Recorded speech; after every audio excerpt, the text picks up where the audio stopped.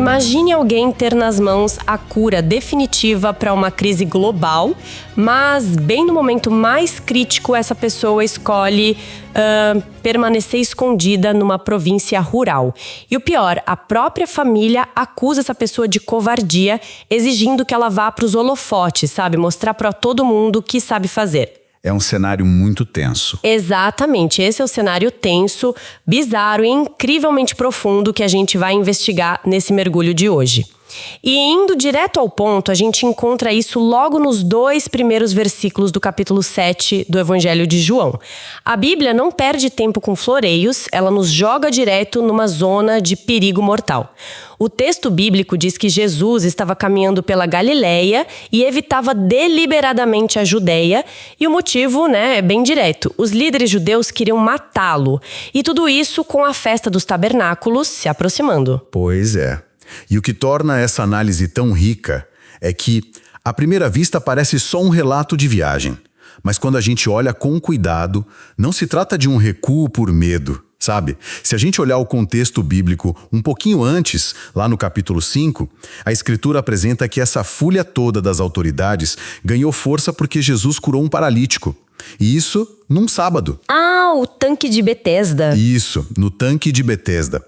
Então, para a elite religiosa lá de Jerusalém, isso não foi só uma quebra de regra, foi uma subversão total do sistema que eles dominavam. A Bíblia deixa muito claro que Jesus não estava fugindo apavorado ali no capítulo 7. Era, na verdade, uma retirada estratégica. Uma retirada estratégica. Porque, olha, eu confesso que fiquei muito intrigada lendo essa passagem. Se o texto bíblico apresenta Jesus como o Messias esperado, a encarnação do divino, por que ele precisaria evitar um lugar? Sabe, para quem lê rápido, cheirar instinto de sobrevivência pura e simples. Sim, é a objeção perfeita. É exatamente o que a família dele vai argumentar também. Pois é, mas pensando aqui, me veio uma analogia. É tipo o capitão de um navio gigante evitando uma tempestade. Ele não faz isso porque tem pavor das ondas ou porque duvida do navio. Ele desvia porque o cronograma daquela viagem exige que ele chegue ao porto exato, na hora exata, com o navio inteiro, Ele não é uma vítima do mar, que é jogado de um lado para o outro. Ele domina a rota e decide seguir um plano inalterável. Nossa, essa analogia capta perfeitamente a essência da narrativa bíblica. A ideia de um cronograma inalterável é a espinha dorsal aqui. As nuvens de descrença estavam se amontoando lá em Jerusalém, formando essa tempestade enorme de hostilidade. E a Bíblia mostra o tempo todo que Jesus tinha plena consciência de que não poderiam matá-lo antes da hora determinada. Permanecer na Galileia foi um ato de submissão a um plano maior. Faz todo sentido. Mas aí o texto sagrado nos revela algo ainda mais doloroso, porque a descrença não estava só lá nos líderes de Jerusalém. Estava dentro da própria casa de Jesus. E com aquele agravante colossal que você mencionou, a aproximação da festa dos tabernáculos. Ah, sim, a gente precisa pausar e explicar o que era essa festa. Porque ele é festa hoje em dia, soa como, um evento de fim de semana na praça. Mas a história mostra que essa era provavelmente a maior e mais espetacular celebração judaica da época. Com certeza. A população de Jerusalém chegava a triplicar ou quadruplicar. Era gente do mundo todo acampando em tendas feitas de ramos, iluminando a cidade à noite com aquelas menorás gigantescas. Era o palco supremo, sabe? Uma época de muita exaltação patriótica e expectativa messiânica. Ou seja, se alguém quisesse lançar um movimento revolucionário ou ficar famoso, aquele era o lugar, a vitrine perfeita. E é com esse cenário que a narrativa dá uma guinada que eu acho, sinceramente, uma das mais dolorosas da Escritura. A gente avança ali para os versículos 3 a 5 e a Bíblia relata que os próprios irmãos de Jesus chegam para ele e começam a pressionar de um jeito muito implacável. Sim, uma pressão bem corporativa, digamos assim. Muito. Eles dizem algo tipo: sai daqui e vai para a Judéia, para que os teus discípulos vejam as obras que você faz. E o argumento deles é incrivelmente pragmático. Eles dizem que ninguém age em segredo se quer ser conhecido publicamente. É como se a própria família dissesse: olha, se você é tão bom assim no que faz, por que não viraliza logo nas redes sociais? Por que não faz um grande evento para atrair investidores em Jerusalém? Sabe, eles queriam uma grande campanha de marketing e não uma missão de salvação. É impressionante como isso soa atual. Eu fico impressionado toda vez que leio essa passagem.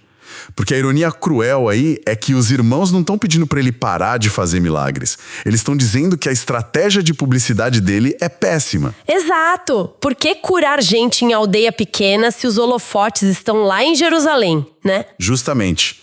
E a escritura coroa essa cena com um comentário que é tipo um soco no estômago. O versículo 5 revela, com uma frieza quase jornalística, o seguinte: pois nem mesmo seus irmãos criam nele. Essa frase desmorona qualquer visão romantizada da família. A pregação de Cristo operava como uma peneira finíssima, que fraturou até o círculo íntimo dele. Peraí, mas como assim não criam nele? Eles não viam os milagres acontecendo ali? Então, eles viam as obras. A questão apontada pelo texto bíblico é que eles não aceitavam os métodos e a identidade real de Cristo. Eles criam na utilidade do espetáculo. Eles buscavam um Messias político, alguém que usasse aquela vitrine para se promover. Mas eles rejeitavam a submissão a Deus. A Bíblia revela aqui o perigo enorme de medir o sucesso espiritual pela visibilidade pública. Caramba, isso é muito profundo e prepara o terreno perfeitamente para a resposta de Jesus, que é de tirar o fôlego. Ali nos versículos 6 a 9, a Bíblia relata que Jesus responde aos irmãos com as seguintes palavras: o meu tempo ainda não chegou, mas o tempo de vocês está sempre pronto. Lendo rápido, soa quase como um desprezo. Tipo, o meu tempo importa e o de vocês, não. Como a gente desempacota o peso dessa resposta? O que a Bíblia quer dizer com o tempo que está sempre pronto? Olha, a resposta está na profundidade teológica do texto bíblico. A Bíblia faz um contraste absurdo entre duas realidades. Quando Jesus fala repetidamente sobre a hora dele, o tempo dele, a narrativa está apontando para o relógio divino. É aquele momento exato, sagrado e inalterável em que a missão de sacrifício dele ia acontecer. O relógio de Jesus era movido pela submissão ao propósito do Pai, não por conveniência política. Certo. E o tempo dos irmãos? É aí que entra a crítica cortante à natureza humana.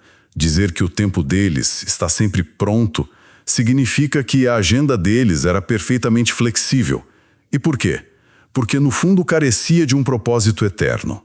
Se o seu único objetivo é ir numa festa para ser visto, fazer negócios e bater palma para o espetáculo cultural, qualquer momento serve.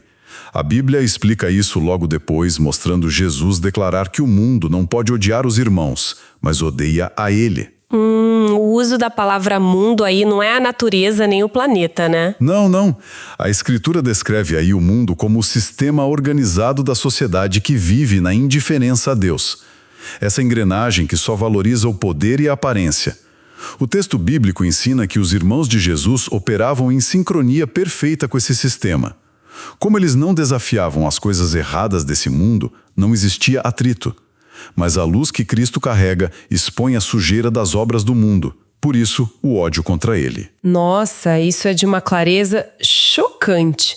A narrativa bíblica deixa muito óbvio que pertencer ao mundo torna a vida, aparentemente muito mais fácil.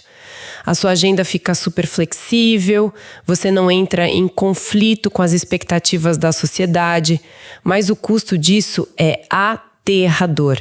É a diluição total do seu propósito verdadeiro. Se o mundo corrompido não se incomoda nada com a sua presença, a Bíblia nos força a concluir que você não está confrontando absolutamente nada ali. Exatamente. É um diagnóstico pesado. Muito. E aí, no versículo 9, a Bíblia narra que Jesus simplesmente encerra a conversa. Ele corta o assunto, diz que não vai subir para a festa e decide permanecer na Galileia. E muita gente interpreta isso como indecisão ou passividade. Mas conectando tudo que a gente falou, me parece uma atitude de muita firmeza. Ele recusa totalmente a ceder àquela pressão da família. Com certeza. A Bíblia não descreve um Jesus passivo de jeito nenhum. A Escritura apresenta o filho obediente, o domínio absoluto de si mesmo. Ele não permite que a necessidade emocional de ser compreendido ou aplaudido pela própria família dite o que ele vai fazer. Essa permanência dele na Galileia é, na verdade, um ato soberano. O que me pega muito nessa história toda é a pressão psicológica monumental. A narrativa bíblica descreve uma dinâmica familiar que é real e dolorosa para muitas pessoas. Aquele que era mais comprometido com a verdade absoluta sofreu zombarias e alienação debaixo do próprio teto. Isso prova que ser fiel a Deus e a um propósito atrai incompreensão até de quem é mais íntimo. Proximidade física não garante afinidade de propósitos de forma alguma. É verdade. E para a gente caminhar para uma síntese teológica desses 9 versículos, fica evidente a genialidade do texto. A Bíblia contrapõe a urgência ruidosa do mundo que exige espetáculo com a precisão silenciosa do tempo de Deus, que exige obediência, mesmo que isso signifique anonimato temporário. É uma lição e tanto. E como a gente sempre traz aqui aquele tom de acolhimento do Bíblia Acolhe, qual seria o melhor jeito de receber essa palavra hoje? Olha, para quem estuda a Bíblia, muito melhor do que só entender a cronologia dos fatos é acolher a paz que esse texto traz. A paz de saber que Deus tem um tempo exato para cada manifestação da graça dele. Jesus não estava atrasado e não estava fugindo.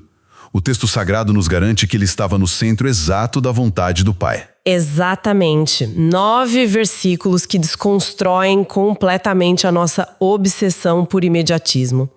E para encerrar o nosso mergulho de hoje, eu queria deixar uma reflexão provocativa para quem nos escuta pensar durante a semana.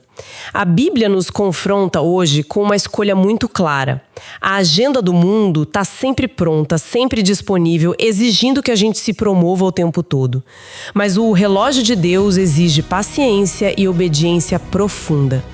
A pergunta que a Escritura deixa ecoando no coração de cada um é esta: a gente está tentando forçar o nosso próprio espetáculo antes da hora, movidos pelo medo de ficar de fora, ou a gente tem a coragem de permanecer na nossa Galileia anônima até que o verdadeiro tempo de Deus chegue para nossa vida?